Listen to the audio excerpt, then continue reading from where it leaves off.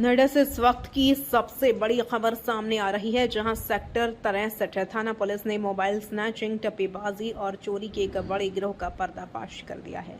नोएडा के सेक्टर 63 में पुलिस ने एक ऐसे संगठित गिरोह का पर्दाफाश किया है जिसने मोबाइल स्नैचिंग और चोरी को ही अपना व्यवसाय बना लिया था।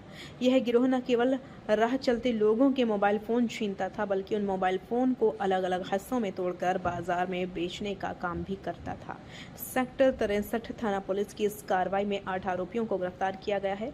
पुलिस ने उनके कब्जे से चोरी और लूट के 98 mobile phone, 100 display screen, 207 bacteria, 103 back panel, 40 mobile cover, 10 पेचकस, एक अवैध चाकू और दिल्ली से चोरी की गई एक मोटरसाइकिल बरामद की है।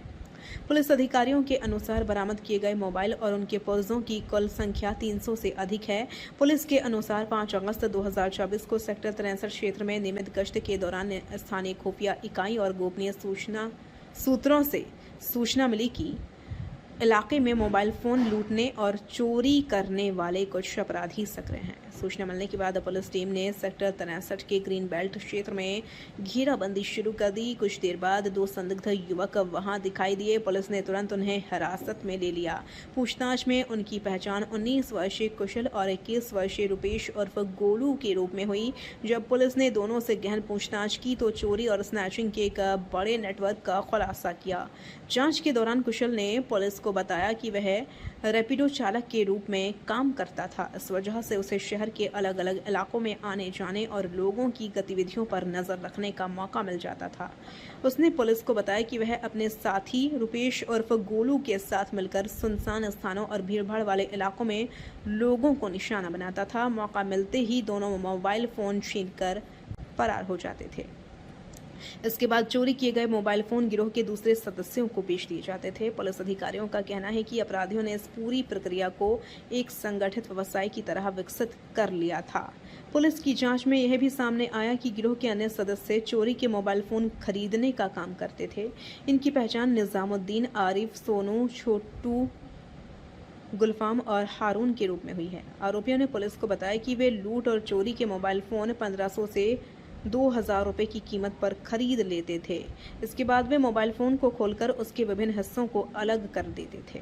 Display, battery, motherboard, back panel और अन्य पुर्जों को अलग अलग दुकानों और बाजारों में बेच दिया जाता था। आरोपियों के अनुसार इस काम से मिलने वाले पैसे को सभी सदस्य आपस में बांट लेते थे। पुलिस ने आरोपियों के कब्जे और उनकी निशानदेही पर बड़ी मात्रा में सामान बरामद किया है। बरामद वस्तुओं में शामिल हैं 98 चोरी और लूट गए मोबाइल फोन, विभिन्न कंपनियों की 100 डिस्प्ले स्क्रीन, 207 बैटरियां, 40 मोबाइल कवर और खोखे, 103 बैक पैनल, 10 पेचकस, एक अवैध चाकू, चोरी की एक मोटरसाइकिल।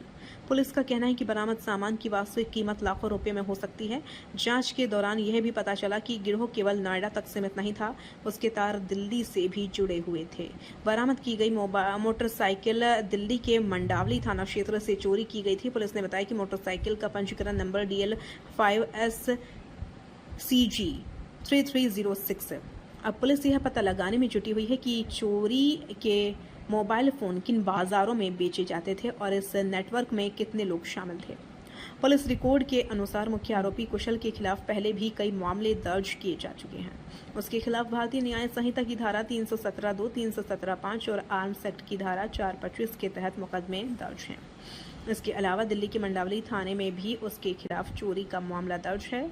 अब आपको सुनाते हैं DCP सेंट्रल नोएडा शैलेंद्र कुमार सिंह ने क्या कहा। थाना 63 पुलिस टीम, थाना प्रभारी 63 के टीम के द्वारा एक बहुत ही शातिर मोबाइल चोरी करने वाले, स्नैचिंग और टप्पेबाजी करके गायब करने वाले गैंग का पर्दाफाश किया गया है। ये बहुत ही प्लान तरीके से ये गैंग काम करता था और इसकी टीम के लोग मोबाइल को चोरी करके या टप्पेबाजी से या स्नैचिंग करके लाते थे और इस गैंग के अन्य लोग उन मोबाइलों के जो कीमती पार्ट्स होते हैं वो अलग अलग करके और फिर उसको महंगे दामों में बेचते थे, तो इससे उनको काफ़ी मुनाफा होता था। और ये पूरा संगठित रूप से ये गैंग काम कर रहा था और एक इनपुट के आधार पर इसमें टीमें लगी हुई थी। उन्होंने इसको वर्कआउट किया और इसमें कुल मिलाकर लगभग 300 मोबाइलों के विभिन्न पार्ट्स और कुछ कंप्लीट मोबाइल और उनके डिस्प्ले, बैटरी एवं अन्य मदरबोर्ड इत्यादि सब रिकवर किए गए हैं, जिसमें 98 मोबाइल भिन्न भिन्न कंपनियों के, जिसमें 49 smart mobile phone, 25 keypad phone, 24 mobile phone के डिस्प्ले,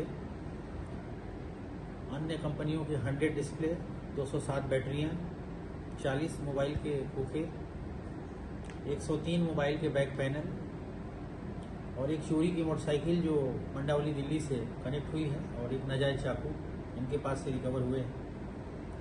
और जो इसमें अभियुक्त गिरफ्तार हुए हैं उसमें कुशल, रुपेश, निजामुद्दीन, आरिफ, सोनू, छोटे, गुलफाम और हारून, ये कुल 8 अभियुक्त इसमें गिरफ्तार हुए हैं। इसमें जो अभियुक्त कुशल है इसके खिलाफ क्रिमिनल हिस्ट्री है, 3 मुकदमे इनके खिलाफ पहले से दर्ज है, जिसमें दिल्ली का भी मुकदमा है। अभियुक्त रुपेश के खिलाफ भी क्रिमिनल हिस्ट्री है, 2 मुकदमे पहले से दर्ज है। अन्य इनकी और विवरण की जानकारी की जा रही है और ये एक टीम काफ़ी दिनों से सक्रिय था और इन लोगों ने काफ़ी ऐसी घटनाएं की हैं जिसमें लोगों के मोबाइल गायब किए गए विभिन्न तरीके से।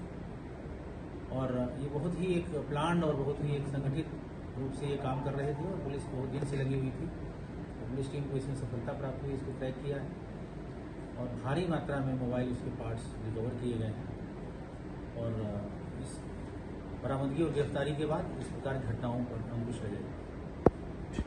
पुलिस अधिकारियों का मानना है कि मोबाइल फोन चोरी और स्नैचिंग की घटनाएं अब केवल सामान्य अपराध नहीं रह गई हैं।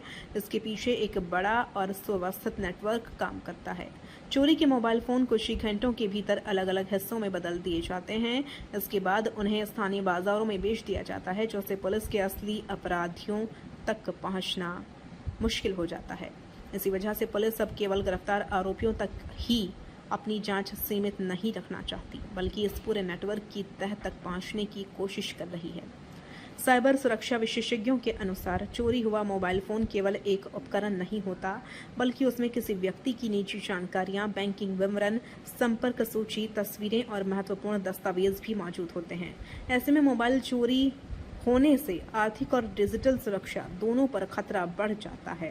फिलहाल इस सेक्टर 63 थाना पुलिस पूरे मामले की जांच में जुटी हुई है। माना जा रहा है कि आने वाले दिनों में इस गिरोह से जुड़े कुछ और बड़े नाम सामने आ सकते हैं। वहीं पुलिस की इस कार्रवाई ने यह साफ कर दिया है कि अपराधी चाहे कितनी भी चालाकी से काम करे, कानून के लंबे हाथ अंततः उन तक पहुंच ही जाते हैं।